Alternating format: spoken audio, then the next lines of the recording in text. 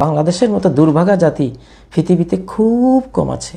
এত long time, সেই 1757 সাল থেকে 1947 পর্যন্ত টানা প্রায় 200 বছর মার খেয়েছি, অপদস্থ হয়েছি, নির্যাতিত হয়েছি। 47-এ যাও স্বাধীনতা আমরা পেলাম, পাকিস্তান নামক একটা রাষ্ট্র হলো, তো ওই রাষ্ট্রেও আমরা নির্যাতিতই হয়েছি। নির্যাতিত হয়ে বাংলাদেশ আর একটা যুদ্ধের মাধ্যমে তাদেরকে একটা পর্যায়ে আসতে হয়েছে।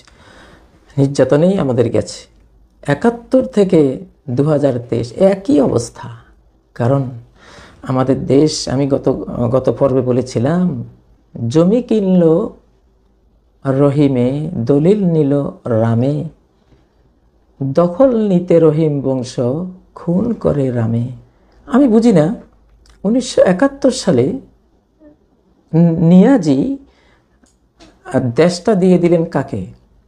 দেয়া উচিত ছিল জেনারেল ওসমানী, মুক্তিযোদ্ধার যিনি সর্বাধিনায়ক। বাংলাদেশ দেশটা বুঝে নেবে নিয়াজি থেকে। কেন? সারা কোরআনে আছে যে জয় করে, জয় যার নামে হয়, জয় যে করে দেশ তার। জয় করেছে কে? আমরা করেছি। বাংলাদেশিরা যুদ্ধ করে দেশটা জয় করেছে। তো এই দেশটা জয় যখন আমরা করেছি, তো দেশটা বুঝে নেব আমরা নিয়াজি থেকে, পাকিস্তানের নিয়াজি থেকে আমরা বুঝে নেব। আমরা কি বুঝে নিতে পেরেছি? পারিনি। আমাদের দলিল হয়নি। স্বাধীন আমরাই হয়েছি, স্বাধীনতা আমরাই নিয়েছি। 30 লক্ষ প্রাণের বিনিময়ে আমরা দলিল পাইনি। দলিল চলে গেছে আরেকখানে। সেই যে ভুলটা হয়েছে, সেই ভুলের খেসারত আজও গুনতেছি আমরা। আমরা তো জানি একজন বিদেশে থেকে 10 কোটি টাকা 20 বছরে জোগাড় করে তার এক বন্ধুকে দিল।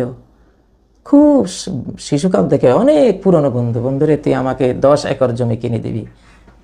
তা বন্ধু, হ্যাঁ ঠিক আছে বন্ধু, তোমার জন্য করতে পারলে তো আমি আনন্দিত। জমি টমি সব ঠিকঠাক হলো।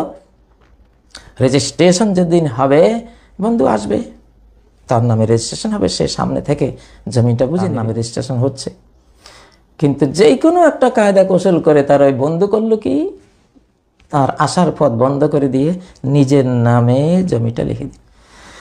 তাহলে এই বিদেশে থাকা এই কপাল পড়া মানুষটা 20টি বছর কষ্ট করে 10 কোটি টাকা রুজি করে নিজের নামে জমিটা যেদিন হবে সেদিন সে ওখানে থাকতে পারলো না। জমিটা তার নামে হলো না, আরেকজন দলিলটা নিয়ে গেছে। সেই দলিলটা জাল হোক, ভুয়া হোক, জেনুইন হোক, একটা দলিল যখন থাকে, আর দলিলওয়ালা যদি শক্তিশালী হয়, ক্ষমতাধর হয়, আর দখল যার আছে সে যদি দুর্বল হয়, তখন এই দলিলওয়ালা সবসময় দখলে যাওয়ার একটা চেষ্টা করবেই। এবং ওই কৃষকের যে মূল মালিক ছিল, যদি সে দখলও পায়, এইটা তার একটা অশান্তির ক্যান্সার হয়ে সারা জনম তাকে ভোগাবে। এবং তার বংশের শক্তিশালী কোনো ছেলে হয়ে উঠলে, তখন দলিলওয়ালা চিন্তা করবে যে এই ছেলে হয়ে উঠলে তো প্রতিবাদ করবে, আমার থেকে জমিটা সে আমাকে দখলে যেতে দেবে না, তখন তার উপরে আঘাত করবে। এটাই নিয়ম। আমি আসলে কত রাজনীতি করি না, এটা রাজনীতি বিষয় না, আমার বুঝে আসে না যে হযরত ওমর ফিলিস্তিনের চাবিটা বুঝে নেওয়ার জন্য মদিনা থেকে ফিলিস্তিন পর্যন্ত গেছেন। আমাকে তো চাবিটা বুঝে নিতে হবে, আমি জয় করেছি, আমি বুঝে নেব। ওরা বলেছে আপনার হাতে দেব, যে নেয় সেই তো পায়। তো আমরা যে দেশটা স্বাধীন করলাম, খুব দুঃখ লাগে। এখানে গুগলে সার্চ দিলে 1971 16 ডিসেম্বর বাংলাদেশের দলিল হচ্ছে, রেজিস্ট্রেশন হচ্ছে। আমাদের জেনারেল ওসমানী নেই। আমি বন্দির রাতে চিৎকার দিয়ে কথাটা বলেছিলাম। আমি জানি, আমি কোরআন থেকে জানি দলিলের পাওয়ারটা কি। তো যাই হোক, এখন তো এই জন্যই আমরা সেই 1757 সাল থেকে গোলামি করেছি 200 বছর। 1947 থেকে আবার পাকিস্তানিরা আমাদের মুসলিম ভাই ছিল, কিন্তু তারা ইসলামের উপর তারা আমল করেনি। তারা আমাদেরকে জুলুম করেছে 1971 পর্যন্ত। 47 to 71 সেই ওই গোলামি করেছি। 71-এ স্বাধীন তো হয়েছি আমরা। আজকে এখন দেশ নিয়ে কথা বলতে হবে সবারই। দেখুন, এ নিয়ে কথা বললেই মামলা হামলা এগুলো চিন্তা করবেন না, এগুলো আমাদেরকে বুঝ দিতে হবে। বাক স্বাধীনতা, একটা দেশ বুঝে নিতে হবে, একটা দেশ গড়তে হবে। তো মেজর জলিল তিনি বলেছিলেন অরক্ষিত স্বাধীনতাই পরাধীনতা। উনি বইও লিখেছিলেন, তার বই আমি পড়েছিলাম। খুব জেনুইন একজন সেক্টর কমান্ডার ছিলেন মেজর জলিল। দেখুন, ওই দলিলের স্বাক্ষর যারা করেছে তারাই 93,000 পাকিস্তানিদের রাখা হাজার হাজার কোটি টাকার সকল অস্ত্র তারা নিয়ে গেছে। কারণ যুদ্ধে আমরা জয়ী হয়েছি, আমরা স্বাক্ষর করেছি, এটা তো আমাদের তারা নিয়ে গেছে। আরও কত নিয়ে গেছে, আরও কত। আজও ওইটুকুর কারণে তো এখনও তারা মনে করে যে এটা আমাদের।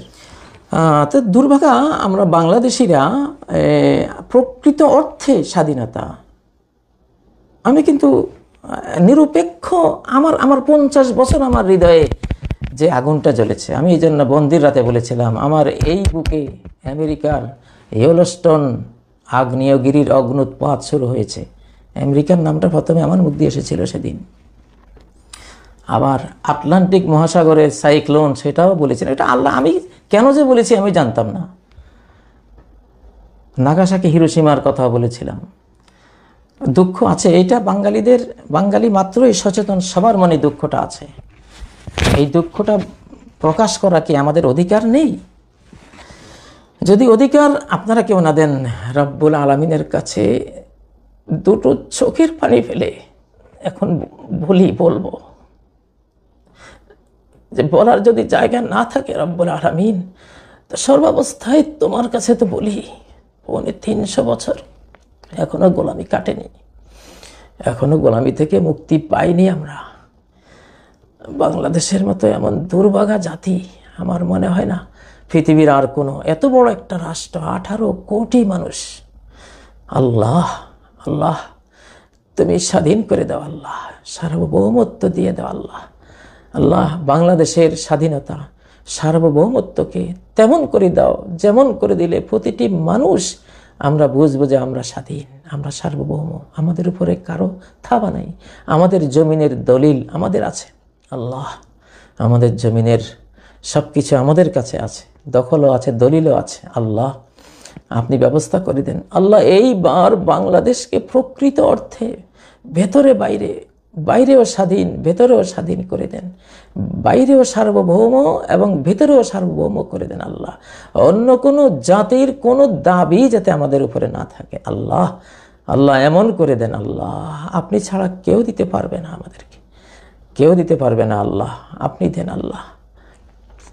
আল্লাহ হযরত মূসা আলাইহিস সালাম তার জাতিকে যেভাবে দিয়েছেন আল্লাহ আমাদেরকেও সেভাবেই দান করেন আল্লাহ।